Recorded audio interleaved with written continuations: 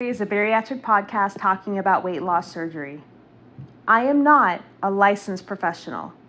Any views and or opinions expressed in the show are those of the speakers and do not reflect the bariatric community as a whole. Always reach out to a professional with any medical issues you are experiencing. Thanks so much for tuning in, and I hope you enjoy the show. Hello, everyone, and welcome to another episode of Unzipped with Sherry. As usual, with yours truly, I am Sherry. First and foremost, I wanted to thank Paige so much for being on the show last week and talking about her transformation story, which was absolutely incredible. If you haven't watched it yet, you can go back on Spotify, Apple, or even on YouTube and Facebook, and you can watch the episode from last week. And then secondly, before I bring my next guest out, I wanted to do a special shout out to Will. If you follow him on TikTok, him and his wife go by the gastric sleeve couple. And the reason I wanted to share this is because Will's been going through some stuff with his thyroid, and he's been very public about it on social media. And something that I thought was absolutely amazing was watching the entire community rally behind him. They did this special thing like wearing blue for Will. They had a special date yesterday, so everyone was wearing blue and sending messages. And it was such an overwhelming experience to be a part of. And that's one thing that I absolutely love about the bariatric community is that we are so overly supportive of one another. So I just wanted to say that. That's why I'm wearing blue for the show today in honor of Will. So on that note, we are going to be talking to Becky today, who is one of the old timers in the sleeve world. She had gastric bypass 19 years ago when it wasn't as popular as it is today. And I'm really excited to bring her on because she has an incredible transformation story. And she has probably one of the craziest experiences post-op that I have ever heard in my entire life. So that's one thing. I already told her we are definitely going to talk about this. So on that note, Becky, I hope you're ready because we're about to get unzipped. We all have a story on how we got here, right? So for me, I used to be over 350 pounds until one day I made the single decision that I wanted change. Weight loss surgery has saved my life, and now I am here for you. I want to hear your story. You know, the one that happened during that before and after picture.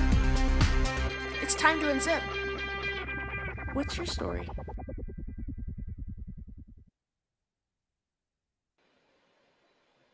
Well, hello, gorgeous. How are you today? Hello. I'm fine. How are you? Good. I am so excited, and I love telling like little tidbits of backstories and how this show can be extremely stressful when you're going live.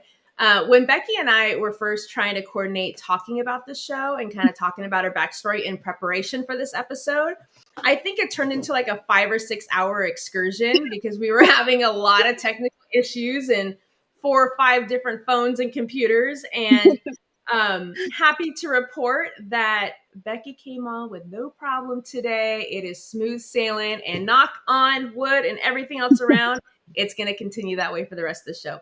But first and foremost, like seriously, thank you so much for coming today. One, it really means a lot to me. I think a lot of people are really going to benefit from your story, and especially people who are having surgery all the time right now. It's very, very popular. And everyone always wants to talk to somebody who's a year out or 3 years out. But even that, they are newbies. Like I'm 8 years out. I still feel myself sometimes like a newbie, but I guess I'm considered more on the veteran status. But you're like OG status. You and Leonda are like literally OGs in the bariatric community on social media.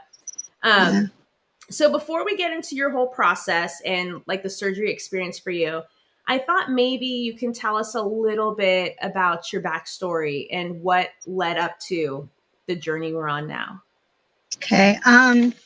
Well, it started pretty much at birth. I was a chubby baby.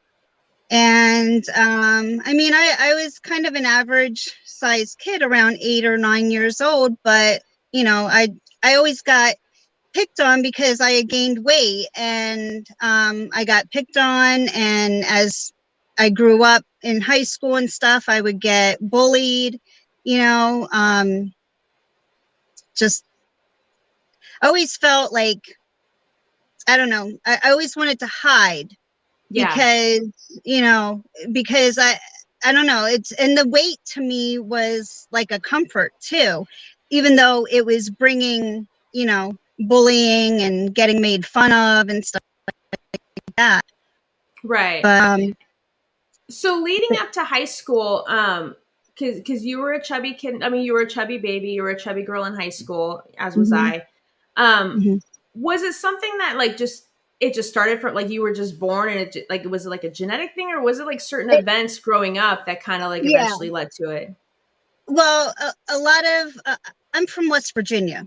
Okay, so you get a lot of like biscuits and gravy for breakfast, and fried potatoes and that kind of eating, and on Sundays we would go over to my grandmother's house and she was always in the kitchen cooking these big meals. But one thing that just recently within the past few months that made me realize where it all came from, especially my addiction to sugar, was my dad owned a taxi office and my mom would answer the phones and things like that. So she would take me to my grandmother's house. Okay. And I do remember, like, I don't remember what my grandmother was doing or whatever, but she would have me, I would sit in a little rocking chair in front of like Sesame Street, Mr. Rogers, that kind of thing.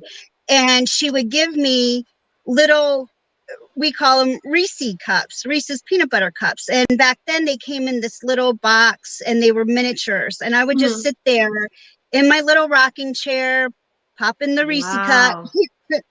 and I was like, wow, okay. So it goes all the way back to, before like kindergarten age, Right. you know? And like when we're Yeah. kids, I like I feel like we expel a lot of that energy. Even though the Mm-hmm. diet's terrible, you're learning like terrible habits for the future. But I feel like, I remember like even when I was a kid, like my mom made good dinners, like healthy dinners. We didn't have soda and stuff in the house, but throughout the day, like when you're in school, there's snacks and it like you don't realize how much sugar you're eating as a Yeah. child. And we didn't have soda, but we had Capri Suns and we had juice Mm-hmm. boxes and which is just loaded with Right. sugar. But I don't remember ever, I wasn't like obese as a little kid because you're running Mm-hmm. around, you're expelling the energy. But then by the time Right. you get into middle school and high school, and you're sitting in classes all day, you're not doing as many activities, I think that's when everything just kind of like catches up to you. Um, Right. Right. so at what age were you when you decided to have the surgery? Uh, it was in 2003. I think I had just turned 33 because it was in Okay. December of 2003. So I had just turned 33 at that Now, point. now back then, was it really talked about very much? Like, did you know that it was like, had you really heard anything about it? No, it was I don't know. I had gained so much weight, after getting married and having my second baby. I was 258 pounds when I got pregnant with my second son. And I went up to 298 pounds at 9 months pregnant. I Oh, had okay. him. I immediately, went back down in the 250s, but then I found my way right back up in the 290s. And Okay. I weighed just as much as I did when I was 9 months pregnant. Um, and then I started hearing about gastric bypass. Gastric bypass. It was like, what is this? What is this? I Yeah. got to do some research. And actually, a friend of mine who I had worked with had gastric bypass. So, and she was cut like right down the middle to That's how have I heard her. it. That's how they used to do So, it. yeah, yeah. So she had a big old scar. But by the time I, did my research and was hearing more about it and was thinking about doing it, they were starting to do it laparoscopically. And, it's a quicker like recovery and everything. Mhm. So, yeah, I got to the point where I knew, you know, something was going to have to eventually be done. Right. And that was, yeah. Yeah. So let's go back a little bit. Okay. to before this, because there was a special catalyst moment that you had. We're going to talk about that too. Oh my gosh. Okay. Yeah. But what were some of the things that you had tried in the past, like to kind of get into a health kick, or was there anything? Yeah, I mean, when I was a teenager, it was like any new diet pill I heard of, I wanted that magic pill. I wanted to Yep. take that pill and boom, 10, 15, 20 pounds. I wanted it gone. And that wasn't the way. When I was in high school, I had joined a gym with my mom. And during the day, I would starve myself. And then I would eat dinner, a small dinner, and then we would go to the gym together. We would do an aerobic workout. We would do the weight machines. And at that time, I think I lost maybe 25 pounds, 20, Yeah. 25 pounds, something like that. I went down a size or two in my clothes and I was feeling better about myself. Um, but the weight just eventually came back like Well, they yeah, always do, like in hindsight, like you don't realize like how much you're supposed to eat even to Yeah. lose weight. Like my whole relationship with food has changed over the years, but back then, especially like in the 90s, there was all of the fad diets, and then South Beach was really popular, and then Fen had Mhm. come out, and I was like on that. And then I feel like you're basically depriving yourself of so many things. So then, yeah, you might Mhm. get some results, but the minute you Right. even have a single piece of bread or whatever, boom, everything just like shoots right back up, or you even gain Yeah. more.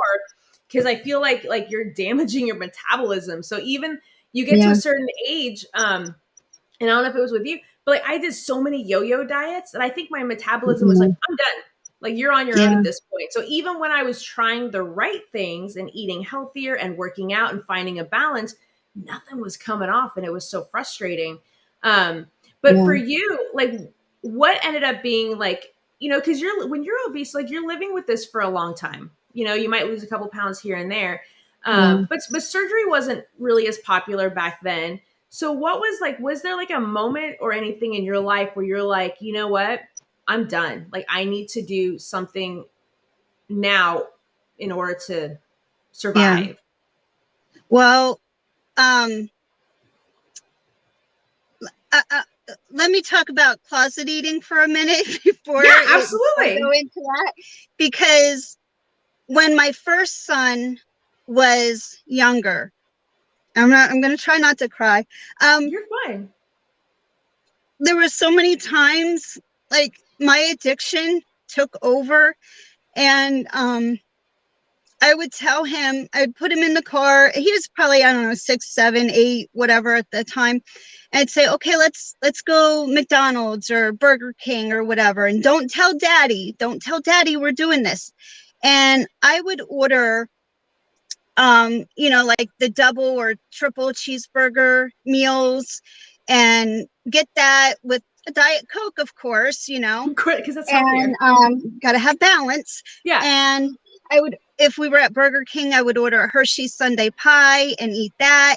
And then we would stop at the store and get donuts on the way home. And I would tell my son, don't tell daddy, don't tell daddy we're doing this. And there were many times I'd hide food and stuff too. But so the defining moment, the catalyst moment for me was I was already having trouble walking, um, going up and down the stairs, Mhm. keeping up with my kids. Well, basically, my oldest one at the time. And getting down on the floor to play with my youngest one. He was just a baby, like I think he was like 18 months or younger. um, 15 months old, I think he was when I had gastric bypass. But other than all the like daily activities and playing with the kids and the walking and all that, there was one night I was in bed and I had like 8 pillows on my side of the bed just for me to Mhm. hold me, prop me, and everything so that I could breathe. And there was one night when I was falling asleep And I caught myself not breathing. And I was like, wake up, you dummy, you're not breathing. And that moment right there scared the living crap out of me. And I was like, I Yeah. got to get control of this now, because if I don't, I'm not going to be here for my kids. So yeah, that was it. That's all it took. And then all that research I did, I was like, okay, I got on the phone with the doctor that I thought would be best for me, and had, like the most experience and Yeah. everything. So, And I have to tell you, like, first and foremost, it's never easy to admit like our darkest moments, or admit, times that don't paint us in the best light. We live in a world of social media where we only post the best versions of ourselves and the happy videos. And I think it's important to know that, a lot of those people who are posting those happy pictures had moments exactly like you. They had their own like rock bottom moments where they looked and I need to do something now or I'm going to die. And it's not easy to admit that in public. And number two, it's not easy to even share that in front of, a bunch of strangers. But I do think that a lot of people are going to resonate with how you're feeling and what you went through, because I think a lot more of us go through it than we realize. And it opens the dialogue and conversation for people to be like, it's okay to admit weakness and be in darkness, because there is a way out and there's light at the end of the tunnel. So thank you for obviously for sharing that. yeah. So one thing that was interesting about your story, and I'm noticing a pattern, because I remember when Leonda was on back then, they didn't have as much structure as they do now. So Right. when you made the decision to have the surgery and you were going over it with the doctor, what was the process like leading up to surgery? Was there counseling and nutrition? Like, what was going on? No. The only thing at that time was the pre-op testing, obviously, to make sure, I was healthy enough to go through with the Mhm. surgery. And my doctor wanted me to go to at least one class at the hospital, which was like basically a meeting kind of, that they were doing every week for people who were thinking about having the surgery, people who had the surgery, and they were then able to share their stories and results and everything like that. And all I had to do was go to one of those. There was no kind of psych evaluations or, any pre-op diet. I ate anything and everything I wanted. I especially really ate once I made that appointment and had, the consultation, everything. Right. I said the hell with it. I'm just gonna, I might as well. So I just kept eating and eating. Um, and then the day before surgery, you have to drink the I don't know what it is. I don't even remember. You have to drink the yucky stuff to make you, live in the Really? bathroom for the day. Yeah. And that Like, was it. which is crazy. I've heard some people. I didn't have that, but it's almost like I think I heard it was like a magnesium citrate or some kind. It's supposed to Yeah. clean your system out right before surgery. Yeah. Yeah. So the night before having to do that, my husband took me out for a dinner and I called it my last supper. I had filet mignon, I had the mashed potatoes and gravy, I had the works, the butter bread, I had it Mhm. all. And then the next day I had to drink that stuff and I was living in the bathroom. And then that was it. And my doctor did say, if you can lose, any weight before, that would, that's okay. That would be good. But I was 294 the day of my surgery. So, Okay. And how tall are you? I don't remember. and just short, a little person, 5'2.5". And let's not forget the half. Heck yeah, own that half. So, So it's crazy. So no liver shrinking diet, no like psych appointments or anything. Did they give you Nope. like a special diet to follow post-op? Nope. Nope. Eat whatever you want up until the day before when you drink the stuff. That And was it. then what about afterwards, after the surgery? Were you on like a specific diet or anything? My doctor told me eat small portions and eat your protein first and then your vegetables and then any carbs, and make sure you drink your water. Stay hydrated. Drink water. That was That's it. That's all. crazy. So no like liquid phase or mashed or pureed Oh or well, yeah, I anything. had that. I had the liquid phase and the that. But once Oh, I got okay. to the eating, yeah. I actually, there was one time, I think I was only like 2 or 3 days out, and I tried a little nibble of chicken. No, do not Bad idea. recommend. Bad idea. Bad idea. Do not recommend. I think like Yeah. I think by the time that my surgery came along, I think I didn't have solid food until like week 7. I think it was I like my think first bite of something solid. no, I think for me, I think it was like a week or two of liquids. I don't even remember. It was so long ago. Maybe like a week or two of liquids, and then like the soft puree type food for Yeah. I don't know, probably a week or two, something like that, and then move into like the proteins. Yeah, And yeah. he did tell me red meat last, to Really? be the red meat, be the last protein to try. Okay. So yeah, I don't eat a lot of red meat now. I really don't. I don't. Once in a while I crave a cheeseburger or something, but Like I really shouldn't, but I love red meat. I don't eat it a ton, but I yeah, love like I love steak and I love, chicken. My ground thing is beef. Yeah. chicken. Chicken, everything, chicken, chicken, chicken. I know that there's like a billion ways to make chicken, but I'm sorry, Mhm. I get tired of just having chicken all the time.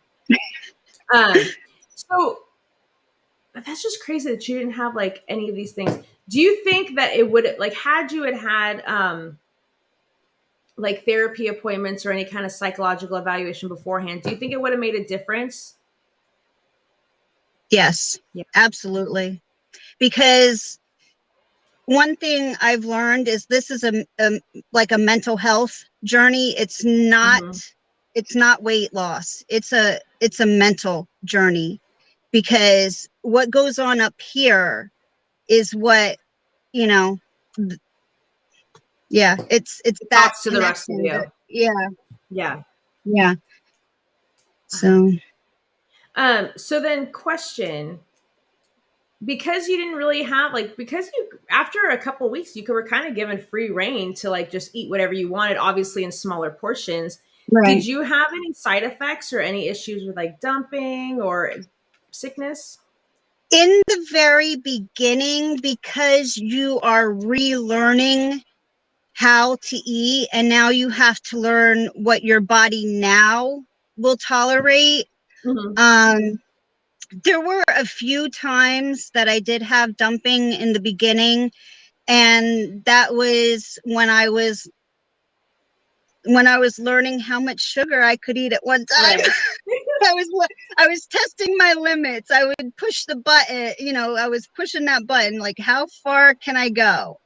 So my limit now, I know, is about like one candy bar if it's like 20 grams of sugar Sugar. or whatever, or less. Yeah, 20 grams of sugar at one time is my limit.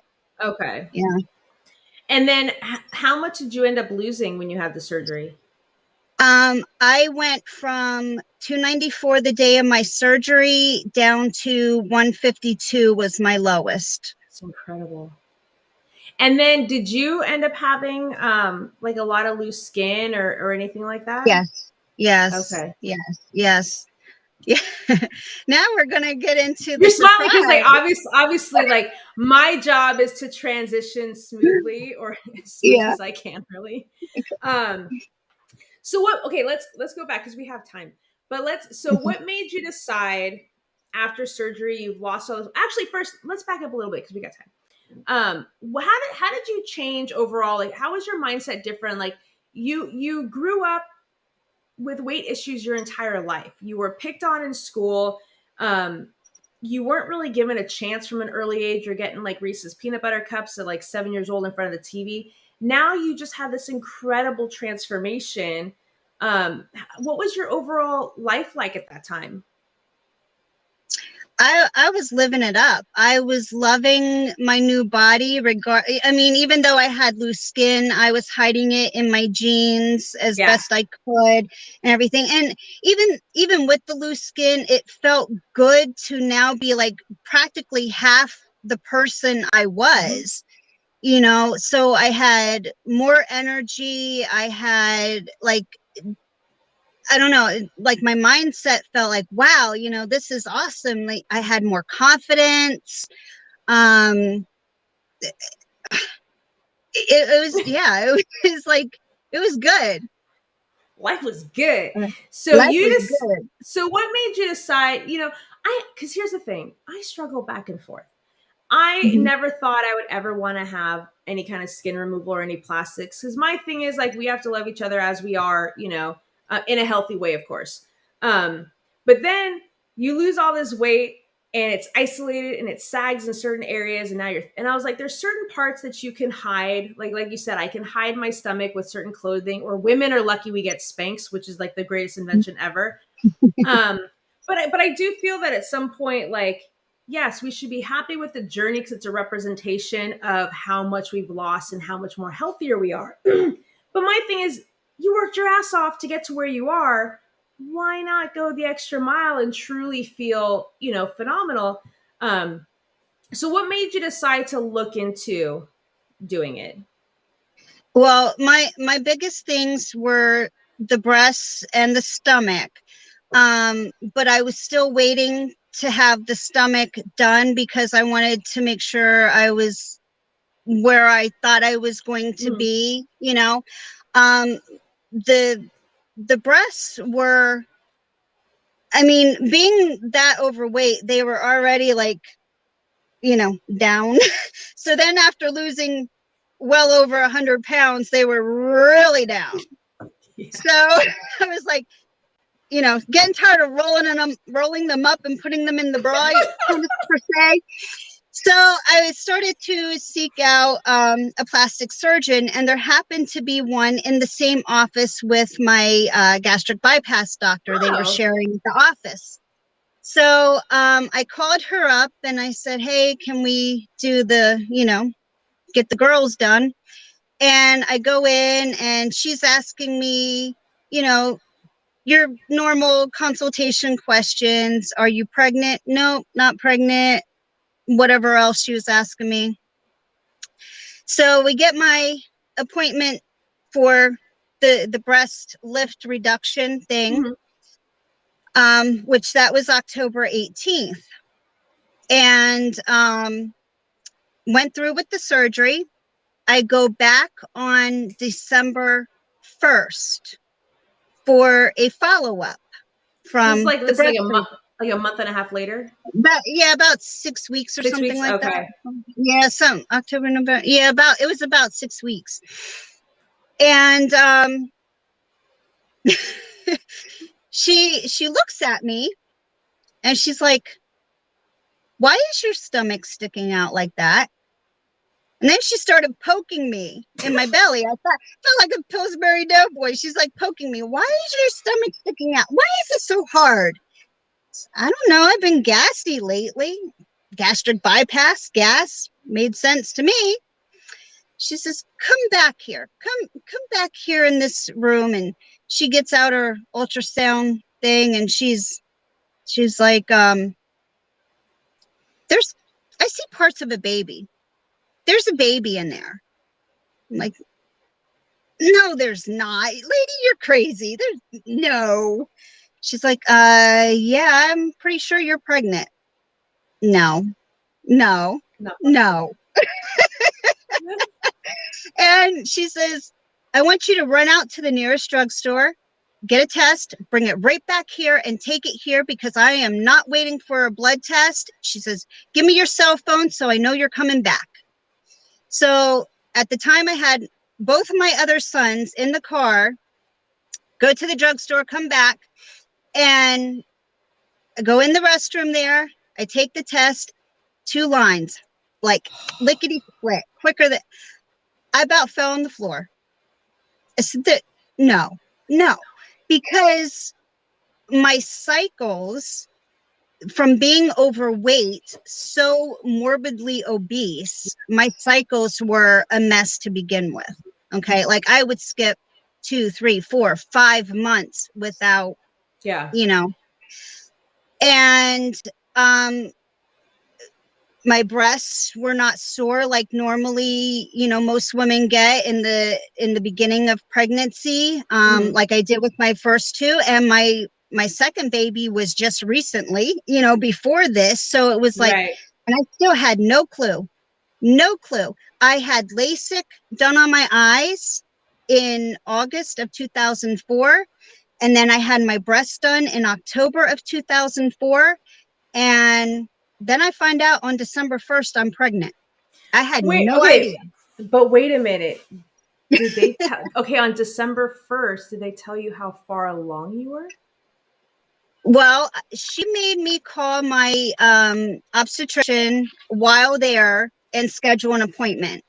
Okay. So I called, I got an appointment scheduled for 1 week later.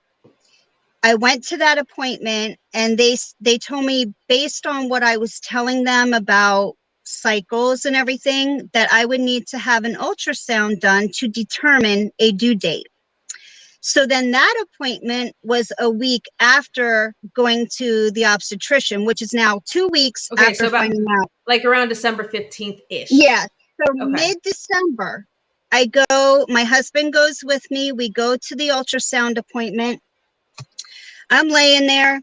She's, going around, click, click, measure, click, click, measure, and everything. She looks at me and she says, "And how far along do you think you are?"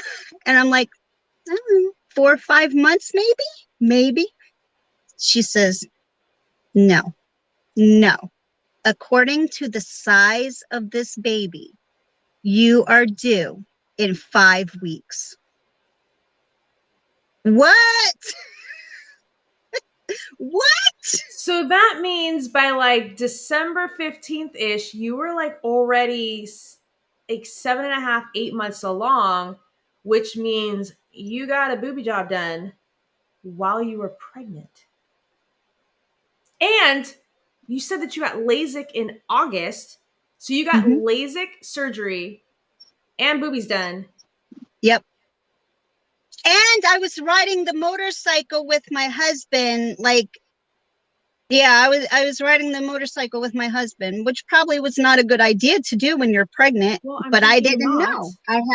I had gastric bypass December 8th of 2003.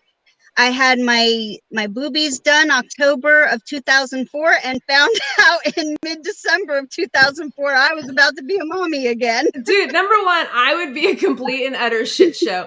Because number one, when you find out you're pregnant, you already had 2 kids. I don't even know if there was a discussion on the table about having baby number 3. So if it's a baby Surprise. number, if baby number 3 is like surprise, I'm coming, you still got like 7 to 8 months to kind of mentally prepare and getting in the right mindset and welcome the changes to your life. But you're literally given like 5 weeks notice. Hey, Yeah. shit's about to change right now, and you don't have Well, time to plan. right. And luckily, well, see, when I had my second one, there's an age gap of 12 years between my first and my second. So everything I had from my first one was gone. But with my second one, I already had like high chairs and car seats and, Right. cribs and clothes and everything like that. So thank God, I at least, even though, duh, I had everything I needed. Just diapers was basically all I Right. needed. But I did save everything because, I was still kind of young at the time. But yeah, it was a crazy ride. So did they have to, okay, so did they have to do any testing to make sure that there was no harm done because you had like 2 big procedures? He came out perfectly healthy. Wow. Perfect. Perfectly healthy. Which is so Yeah. crazy because like I think it was like 2 months ago, we had Jen on the show who had scheduled a tummy tuck. And the morning of her tummy tuck, they're doing like the quick little vitals, and they did a pregnancy test, and turns out she was pregnant. So they had to cancel the surgery right then and there. And then she had to do it like a year and a half later or whatever it was. But I can't even fathom, like, you just got your boobs done, like, you're recovering from that, like, you're still sore, and like, I feel like by the time you're pushing a baby out, your boobs are not even fully healed yet. Yeah, I feel like I got false advertisement because they were like big, and then after I had him, I breastfed, so then it was like. So, okay, that's what I was going to ask you, because you and I didn't even talk about this before. Yeah. So because you had gotten them lifted, did you get implants too, or no? No. So just I lifted. refuse to do implants. Yeah. So yeah. Once you had the surgery, once you had your baby, after, like, your breastfeeding and everything, were they sagging again, or are they still like in a really good place? They're still perky. They're just a little lower. Okay, but you're not. But you're not rolling them up into the bra again anymore. No, I'm not rolling them up into the bra anymore. I wish I could make a video about that. It's so depressing. And my doctor, like my plastic surgeon, when I was there at the consultation, and asking me if I was pregnant, and I said no, and she says, "Well, are you having sex?" And I'm like, "Well, yeah, I'm married, yeah." And she's like, "Well, don't you think maybe you could be?" No, I'm not pregnant. No. Nope. I know my body. No, you don't. Apparently you don't. Apparently not. Apparently not. But okay, so obviously, what's funny is I thought that was like a staple that they had to, like, yes, they asked you with the morning of your surgery, but I think like by now it should be standard practice. Give them the test anyway, just to make sure. My plastic surgeon, because of me, she said, I don't care how old the woman is. I don't care if she's been out of menopause 20 years. She's still taking a pregnancy test. 100%, because you never know. And thank God, like, there was no issues. You had a very, very healthy baby. Like, everything is good, but perfect. 10 fingers, 10 toes, head full of hair. Perfect little boy. Perfect. And how old is he now? He is about to turn 18 on February 1st. February 1st. I'm sorry, it was December 2nd. I found out I was pregnant. Oh, okay. December 2nd, and he was born February 1st. Yeah. Dude, oh my God. That's like less than 2 months. Uh-huh. That's just insane. He's still sneaky. He's sneaky. He's still sneaky. Yeah. He's sneaking in there. Dude, he made his he was living rent free for like 7 months. Like nobody had any clue. Just came under the radar. And because I had gastric bypass and I didn't know I was pregnant, my one friend, he says, "Oh, that's your little gas bubble." I said, "Yeah, he's my little gas bubble." Yeah, I was like, I just had a couple extra carbs today, so I'm just like a little bloated, and Yeah. Oh my God, that's absolutely freaking crazy. So have you decided if you were ever gonna do like any more, or is that it for you? Not kids, I mean like surgery. What, like plastic surgery? Yeah. Plastic. But if I would do anything, it would be that. Like get lifted. Like, yeah. Can't. I would do anything. You know what's funny? I have a really good friend of mine. He's my dance teacher, and he's cute, but he is obsessed with Botox. And he was telling me that he's like, Sherry, you have to get Botox. I'm like, I don't know if I could ever do that. He goes, what about all the lines on your forehead? And I'm like, I don't have lines on my forehead. And then I looked in the mirror. You can't see it right now because there's a ring light. Oh my God, there's so many lines on my forehead, and I was not even aware of it. And now you just brought it to light, and now it's every single picture I take. I'm like, oh my God, there's 4. I feel like I have to. I don't even worry about it. I'm 52 now. I just turned 52. I've had 3 babies. I've, whatever. I weighed almost 300 pounds at one time. My body is what my body is. Hell yeah. And you're gorgeous. Oh, thank you. I know. I told you earlier, I'm obsessed with your eyes today. Like, they're just gorgeous. I wish I had blue I get eyes. that a lot. I've always, despite getting bullied and picked on, I always have gotten compliments on my eyes. Yeah, they're absolutely beautiful. Yeah, thank you. Um, Thank you. okay, so there was a topic that you definitely wanted to talk about today. Yeah. And so I thought we'll take an opportunity to do that because I think it's important that we talk about it because nobody's really talking about it, but a lot of people are going through it. Mm-hmm. So one thing, when you are an emotional eater or are dealing with obesity and you've now cut food out of your diet, like you can no longer run to food whenever you're stressed or like emotional or something happens. So it's very, very common for people to transfer that addiction into something else. And so we call it transfer addiction. A lot of people in the bariatric community are not talking a lot about it, Mm-hmm. nor do they even know to expect it. And what we're learning, like just me watching people over the years, is people can't turn to food when they're stressed out. So some people are turning to shopping. Shopping addiction has become very big. Some people have turned to drugs and alcohol and other Mm-hmm. substances.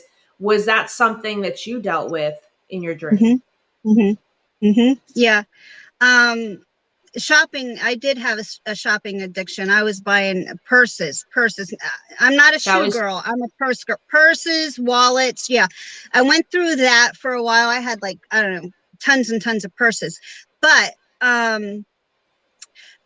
around 2008, I started getting dizzy and lightheaded, and that was the beginning of my migraine journey for the past 12 years or whatever now it's yeah. been. But around 2010, I was already getting dizzy and lightheaded anyway, so it was like alcohol, whatever, it just became another addiction.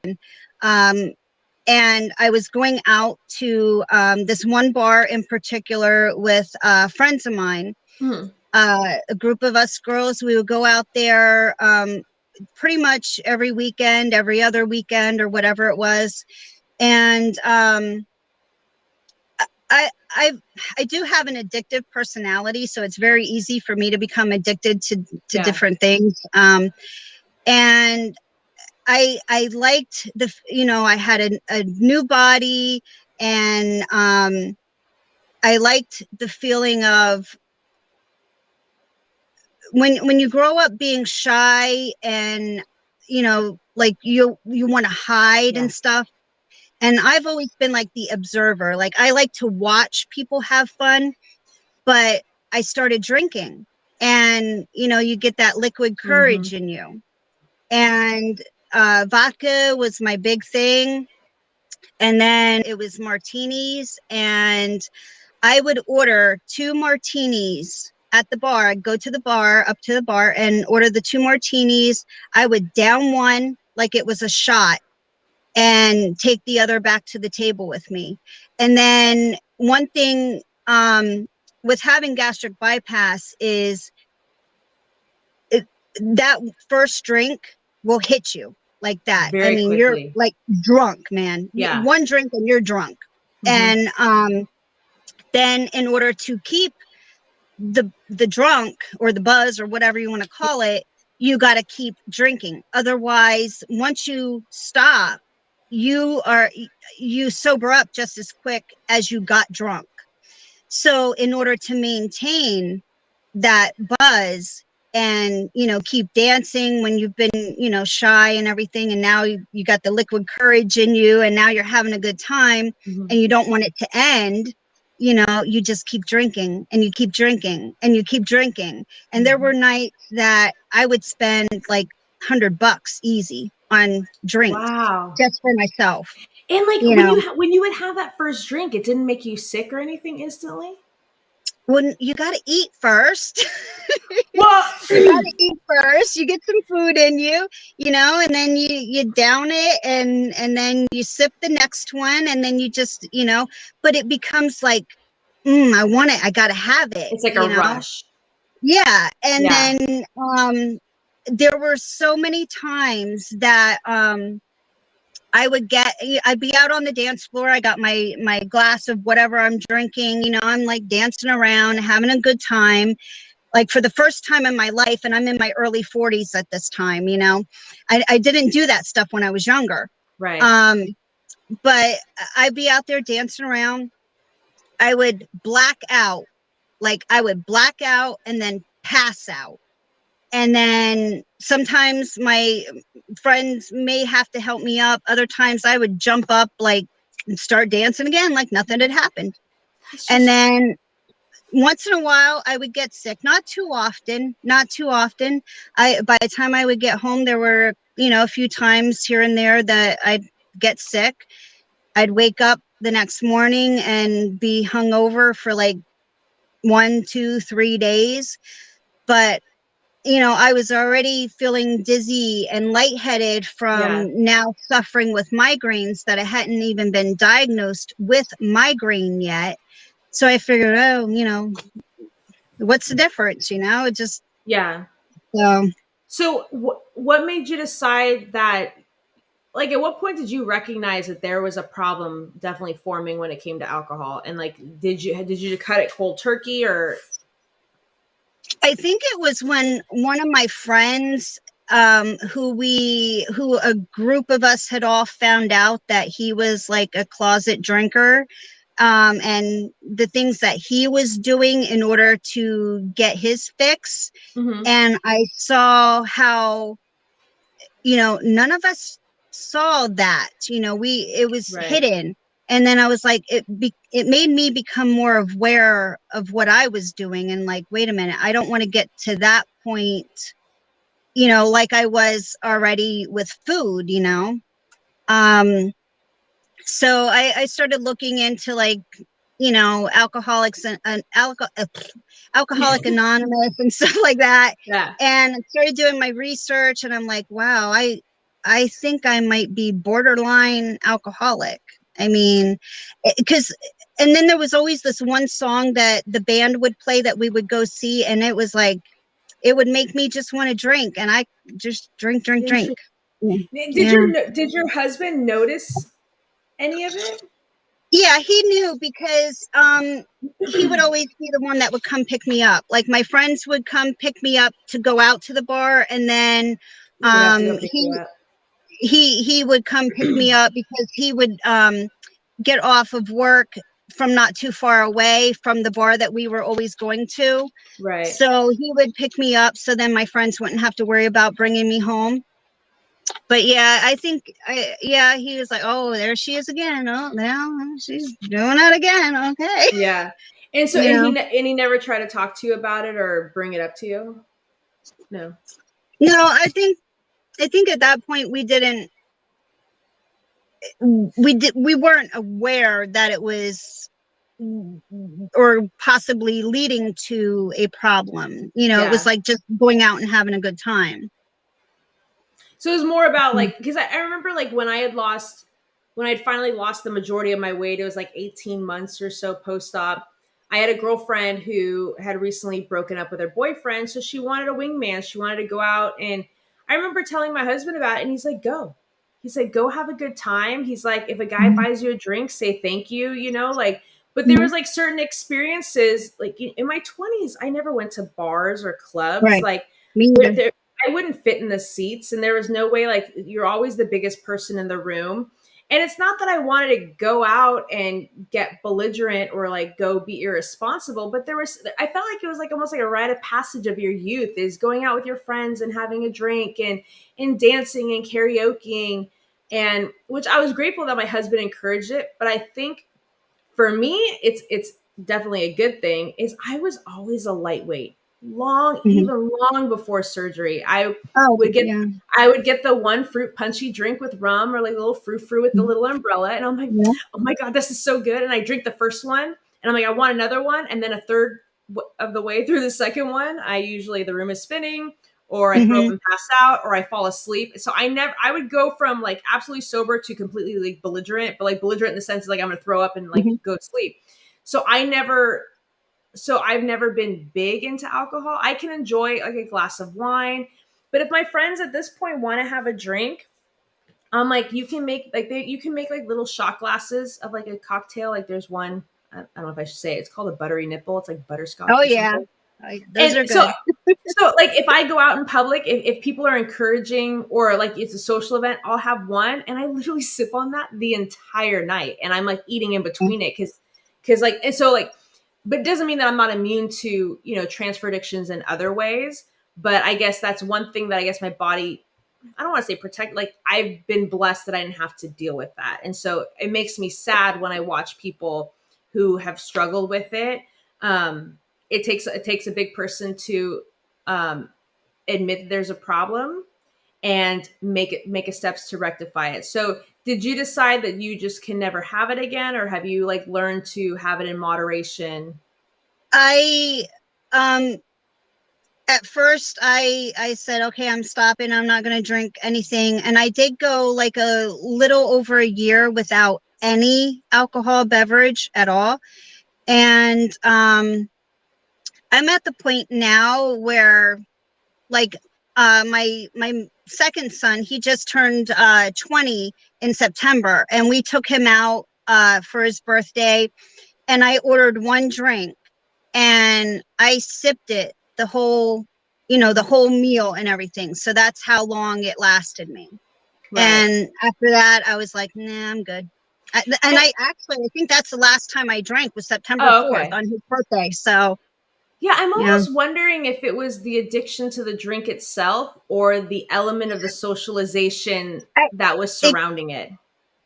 I think it was because like I said, when you grow up, very shy Hmm. and you just want to hide and being picked on and everything, I always felt like I didn't have any friends. I mean, I know I Right. have friends, but it always felt like I'm a loner, I'm alone.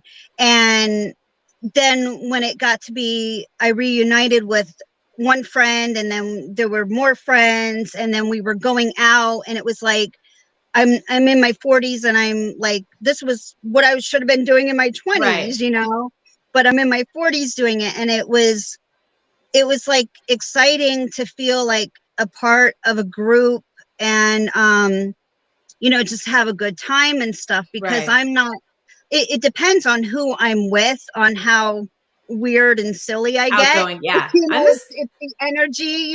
Yeah. So, and that kind of helped. The alcohol kind of made me like, just be, I felt like I was my natural self while drunk, because I Right. had always been afraid to be who I really am because Right. of other people's opinions, because when you're getting told you're fat and this and that, you worry about what other people think of you. Yeah. And then you kind of just shut down and you just want to hide, and then when you have friends and you're going out and the alcohol, and it's like, yeah, here I am. Yeah, that's Mm. why I think it was more of an environmental, and I can Yeah. totally see that happening. But I'm hoping that these days you are being your true self without needing any liquid courage. I'm working on it. I'm getting there. Are we moving in I the mean, right direction at least? yeah, yeah. Okay. I mean, I post a lot more on social media about, who I am. And I try, and like, especially on TikTok, I try to be, I am working on letting everybody else see who I am, Yes. so, and not worrying so much about who thinks what of me. Like, Yeah. that's your opinion. I know who I am. I don't care what you think of me, you know And I'm learning that one, I think it has a lot to do with. I think the weight loss surgery definitely helps, or any kind of weight loss does help with that to an extent. I also am starting to think that I think it just comes with age too. I Yeah. feel like in my 20s and 30s, I cared way too much what everybody else thought, and I would bend Mhm. over backwards because I thought that I have to do things for you in return. You will like me or be my friend. And I feel Right. like something happens like in your mid to late 30s where you're like, I don't give a flying F anymore. Like, you can either like me or don't like me. You can hang out with me if you don't, I don't care. But I feel like there is a sentiment, and I don't think it's always weight loss related. I think something just happens when you just feel like, I'm too old for this shit. I'm too old for like Yeah. drama and like and bending Yeah. over backwards for people. So I think that there's like a really nice element of like the weight loss will help building internal confidence and making it easier for you to feel that you're more approachable or can approach other situations. And then I think you just get to a certain age where it's just like this perfect storm where you're like, I'm just going to be me. I don't give a flying shit what anybody else thinks about it. Mm-hmm. And if you don't like it, then you're not the right person to be in my circle anyway. Right. Yeah. Exactly. Yeah. I absolutely Exactly. love that, which I am so glad that our paths have crossed because I absolutely freaking adore you. Aw. And I can't believe that like we're almost out of time already because it happens so Oh. quickly. But one thing I wanted to ask you, I kind of put you on the spot right before we came on, but because it's like 19 years out, like you're in a really good place. Like we can always improve. Like, you know, every day is another day to improve ourselves. But do you have anything specific that you want to improve on in the new year or start I'm working on? I'm I am just working on becoming a better version of myself. Every day I work on my mindset every single day.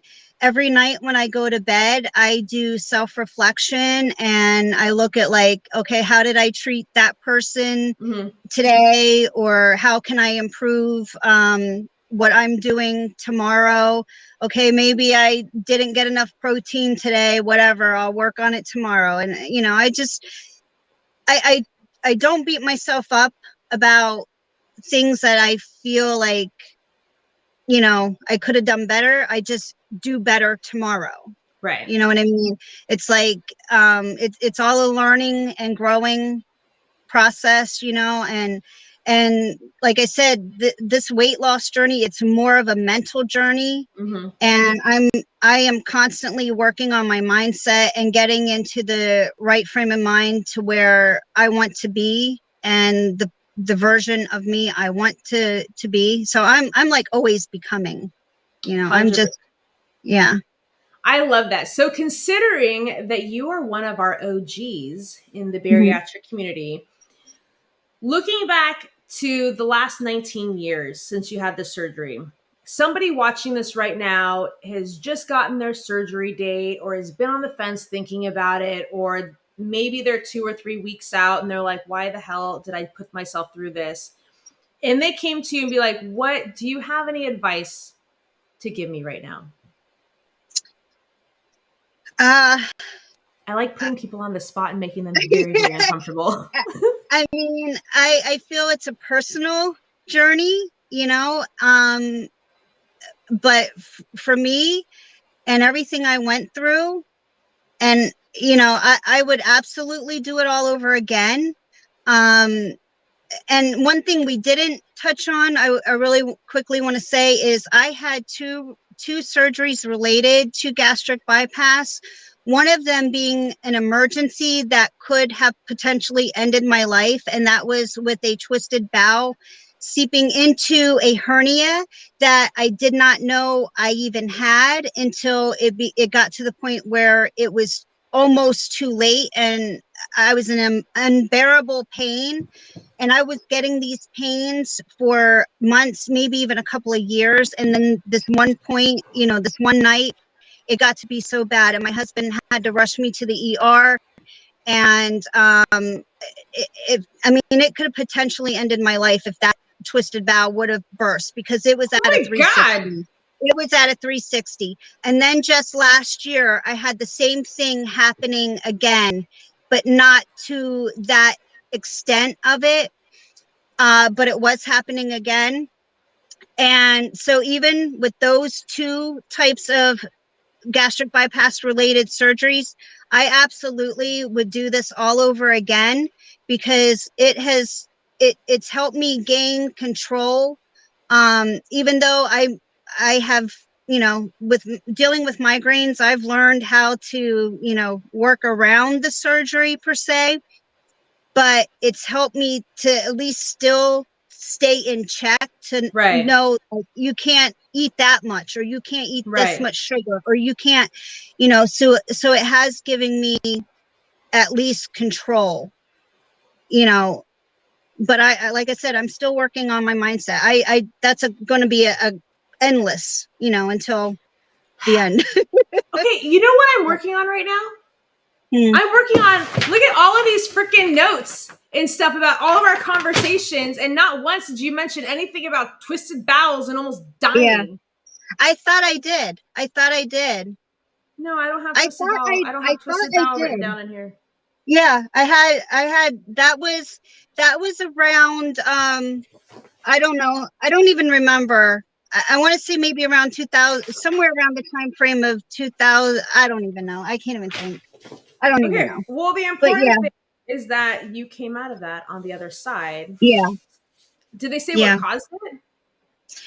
I guess it was the way they were doing the surgery back then that a lot of people were developing like hernias and stuff, and I guess some of them were having twisted bowels. And my doctor, my original gastric bypass doctor, was on call that night when I got taken to the ER, and he's like, "We got to get you into surgery right now, right now." Holy crap. So I felt comfortable and safe with him because he was the one who originally did my surgery, and he fixed me all up. And at that time, he said there shouldn't be any more issues. But then last year, I was having, the same type of thing Similar happening symptoms, yeah. again. Yeah, and then the doctor who repaired all that, um, he was an understudy of my original doctor. So I was like, okay, so he trained under one of the best. That's good to Right. know. And then I guess now they're doing things a little bit differently because he fixed everything in there the way they're doing it now. And he says, now you really should be good. So And you you know, haven't had a problem since. not since. No, that was like last summer. That Oh, this, okay. yeah. But the first one was the emergency one. That was years ago. But yeah, Holy crap. Well, you just like to yeah, be anomaly. You like to, kind of become first and make doctors, rethink how they're doing things because of you. maybe. Um, oh my gosh. Well, I absolutely, so first and foremost, like I said, I can't even thank you enough for being here today. I absolutely love you. And I hope that you're going to come back on the show again. I will. I will. Thank you for the opportunity to share my, I don't know, heck of a ride of a You can journey. say hell. It's been a hell of a ride for you. It's been a hell of a ride, but I But wouldn't every change it. I wouldn't change it for the world. I wouldn't change it. I feel the same So, way. And I think that's a great place to end. So, to everybody who's been watching, thank you so much. You can always watch us live on YouTube and Facebook. You can watch past episodes on Spotify and Apple. We're all over the place at unzipped.com. If you want to follow Becky's TikTok and see her videos, what's your TikTok handle again? uh, Pink Spirit 1313. Pink Spirit 1313. You can find her on TikTok. Give her a Mhm. follow and a shout out. And on that note, Becky, thank you so much again for being here. And for everyone else, we will see you next week.